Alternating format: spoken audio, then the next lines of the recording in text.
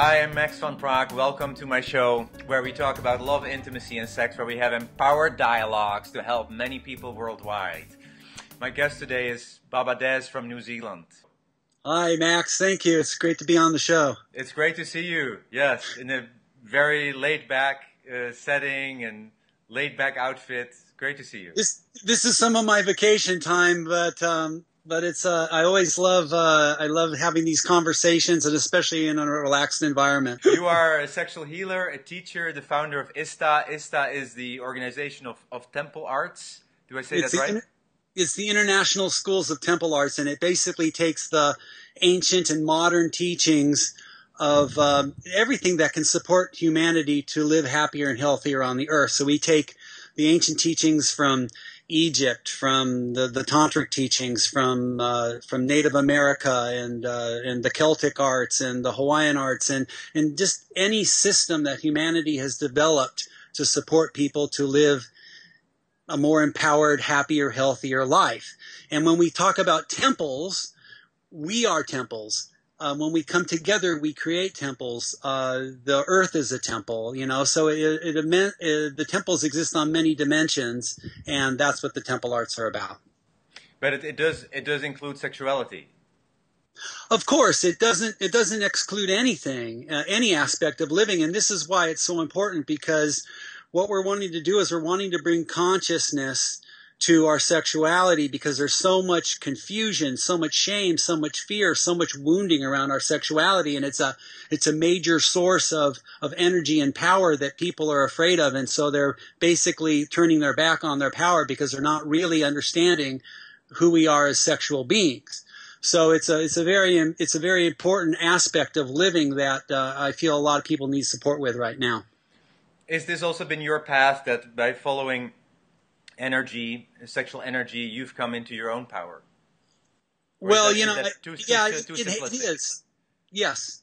Yeah, that is part of what I've discovered, in especially growing up in California and Los Angeles, part of a large European, a second generation European American family, very much rooted in Catholicism, yes, and a very strong religious background. It had its pluses and its minuses, but the overall thing was just a lot of confusion and a lot of shame around sexuality, where it was pushed into the underworlds, and so it created a lot of pain and suffering around relationships, and so I've been sorting that out in my life, and understanding more of who I am as I've done this journey, and I can feel the difference. I can feel the difference it makes, because what I realize is that consciousness, we are multidimensional beings, and consciousness exists on many dimensions.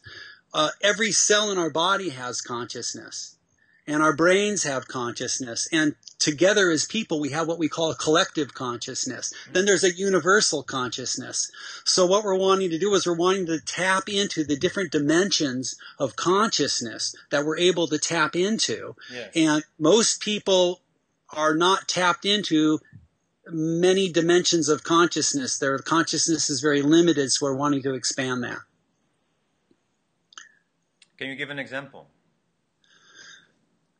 Well, a great example is just the evolution of humanity. At one point in time, we collectively believed that the Earth was the center of the universe and everything rotated around the Earth. We believed that the Earth was flat, and so consciousness keeps evolving, and so our understandings of who we are in relationship to the universe keeps changing and evolving.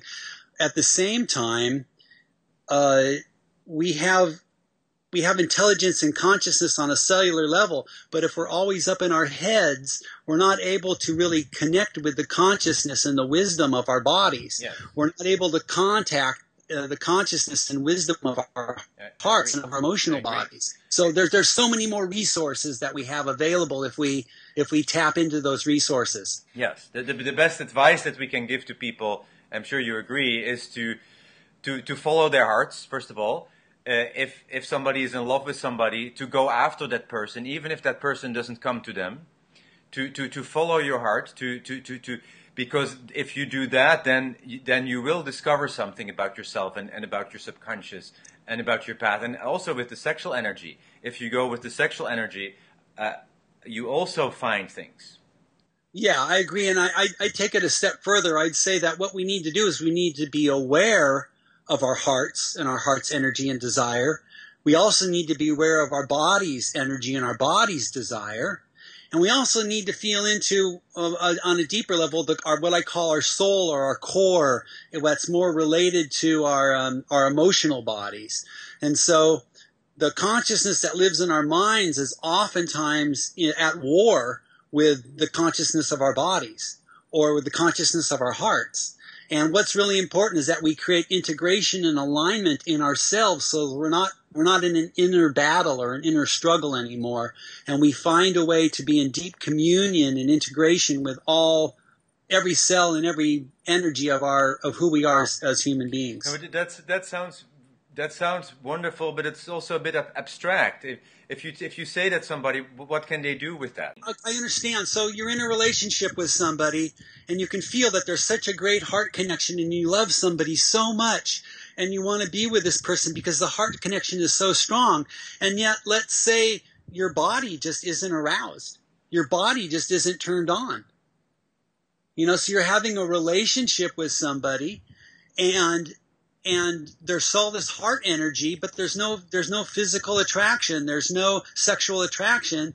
And so it creates a dynamic in the relationship where there can be challenges because of that.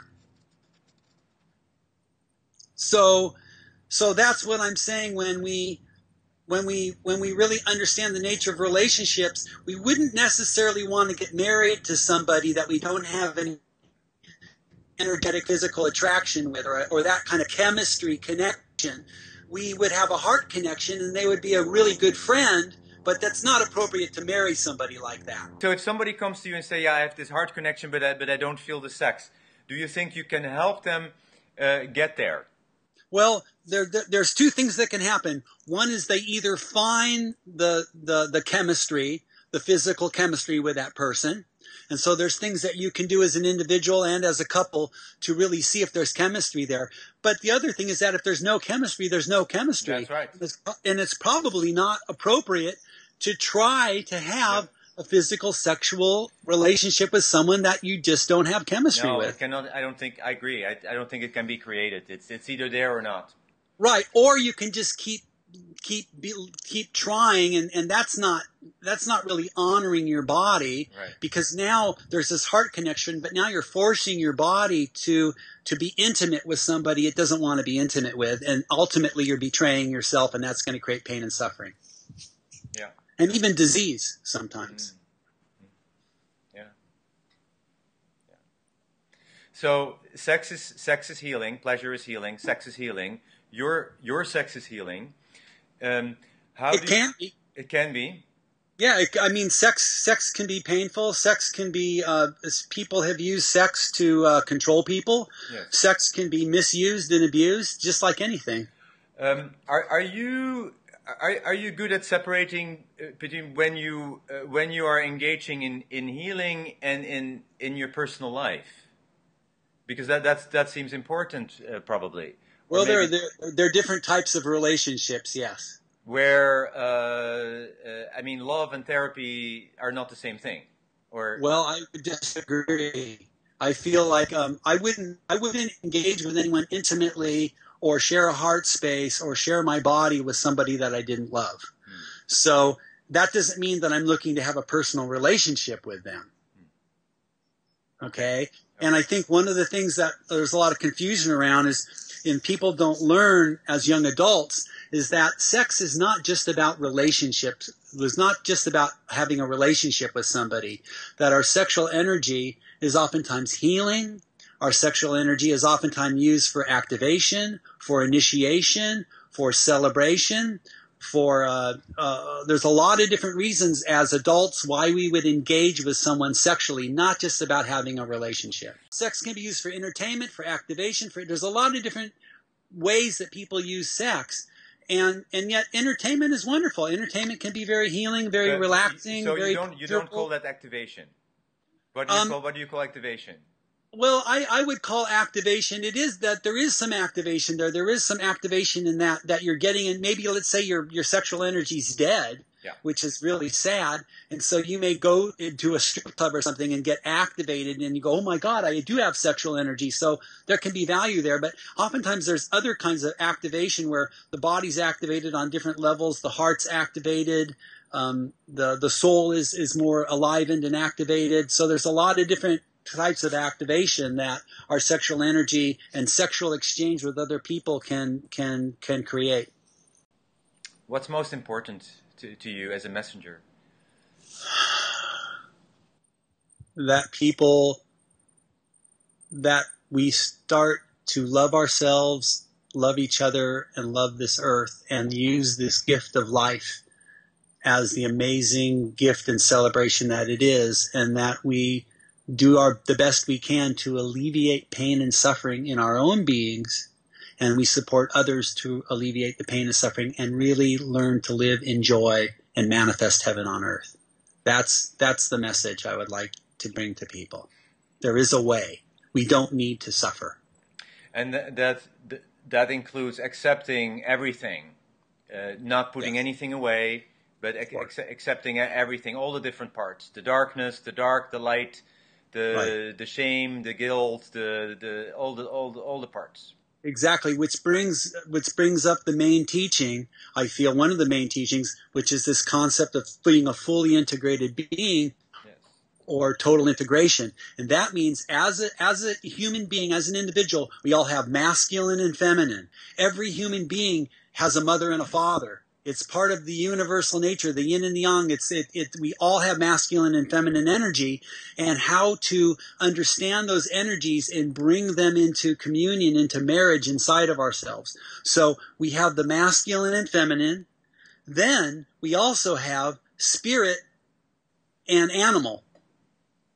And oftentimes the spirit is in conflict with the animal part of ourselves. And so what we're also wanting to do is how do we love consciousness and love spirit, and at the same time love our animal basic nature, and bring them into communion. So we have masculine and feminine, we have spirit and body, and meeting again at heart and healing that relationship.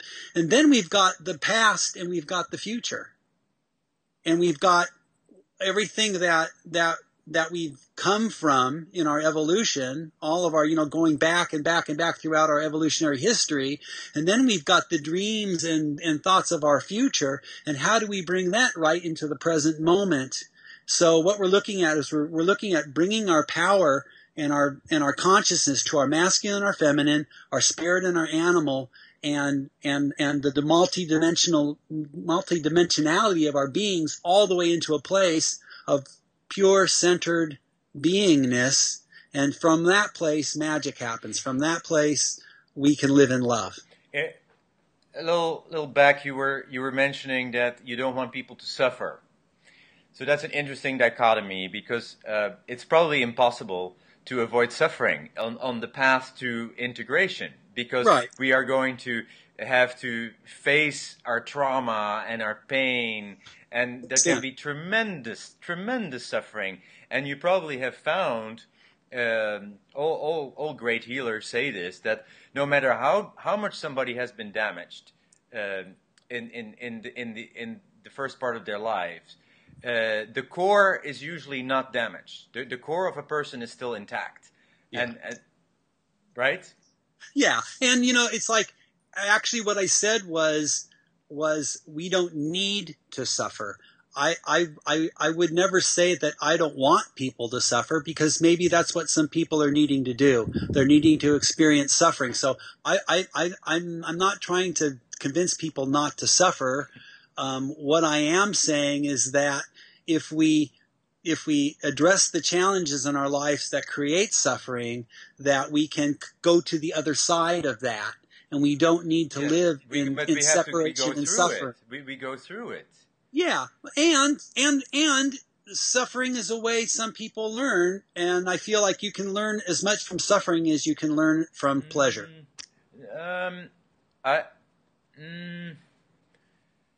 It's possible. the pain from childhood can still be there. That it's not that we want to learn. We sometimes have to go back there in order to become whole. Sure. Or we're born into parents and into a world where there's very little pain when we're children. That would be great. Yes. Yeah. Yes. Well, that's what I'm working toward. And part of that is that we keep passing on generation to generation a lot of the dysfunctionality and a lot of the patterns that create pain and suffering. So how do we stop that? How do we educate ourselves, integrate our masculine and feminine, integrate our spirit and our animal, and come into a place of loving presence so that our children are born into that kind of dynamic and they're not needing to go back when they're adults and heal all the trauma from their childhood because they were born to parents who are fully integrated. So that's what I'm passionate about, is supporting people to find their total integration, especially if you're going to be parents, so you don't perpetuate the dysfunction. Yeah. And we come into manifestation through a sexual act.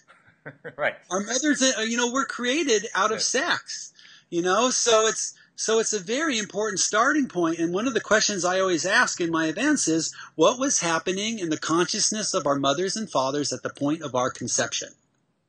Where were they at? Sure. Where were their hearts? Where were their bodies? Where was their consciousness? What was happening on an energetic level for them at the point of conception?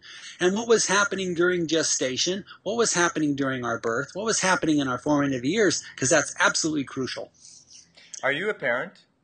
Yes. You are a parent. Well, I am. I have a son, a beautiful son. He's 32 years old now. Oh, wonderful. He lives in Sedona, Arizona. He does computer repair. NicholsPCHelp.com. Okay. And he does web design and computer stuff. And he's done my courses. And there was a time in his life in his mid-20s where he was actually doing sexual healing work and supporting people in their journey. And he was actually quite good at it. He's a loving, very present man, and he's a dear friend now. And I feel a lot of gratitude to have him in my life. And so a lot of the things that I learned, I was able to create that container for him to grow in. And, where I'm at today, I mean, I could do a way better job, I'm sure, because I was still learning a lot of the things that I've integrated in now. And yet now I feel like part of what I'm birthing into the world and what I'm supporting to bring into the world is consciousness, and I'm supporting adults to basically go back and repattern and reparent and give themselves all the experiences and energies that they didn't get when they were conceived, when they were born, when they were young children. And how do we use the shamanic arts to go back and repattern our neurology so that we can be healthy, functional adults and not live out of the dysfunction? And that's what I'm most passionate about. What's one of your weaknesses? One of my weaknesses, one of my weaknesses, the challenges that I've been working on has been really owning my desire and being able to own that and communicate my desire and take it totally out of the shadows. So one of the things that's very different about ISTA and the field that we teach in is we don't elevate ourselves as teachers over the participants in our events, that everybody's in a field together. And one of the things that's very controversial is that in our workshops, the participants are engaging and interacting with each other.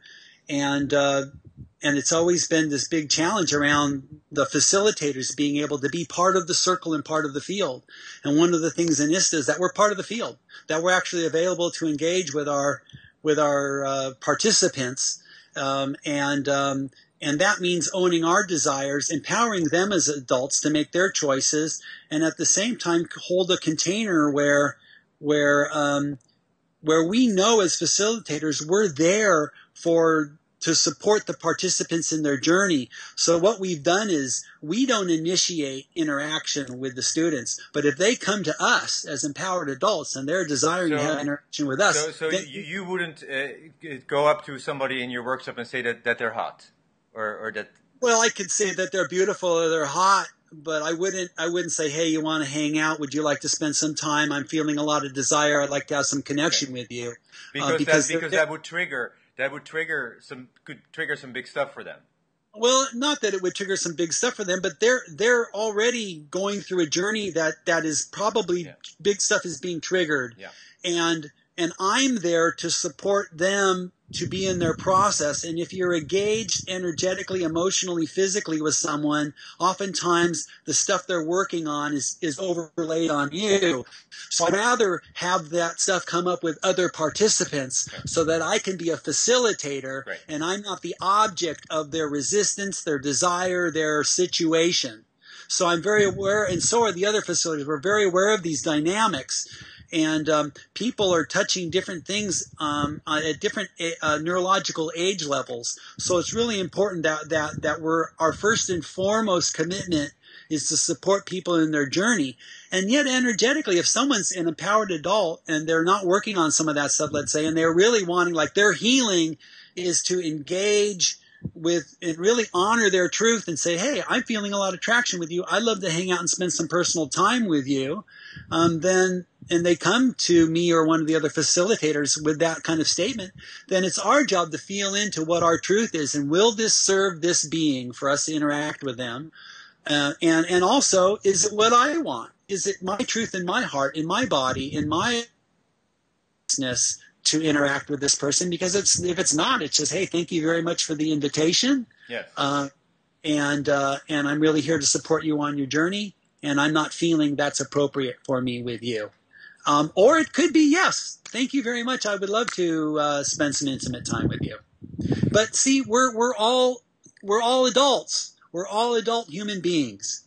And I think that in a lot of courses and in a lot of modalities, in a lot of student-teacher things, see, we don't consider ourselves students and teachers. We're all students and teachers together in the circle.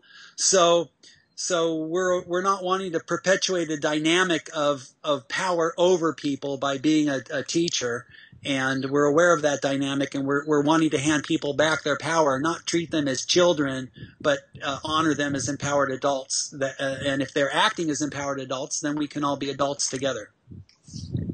If people watching this want to participate, how do they contact you? Do you want them to contact you or the organization?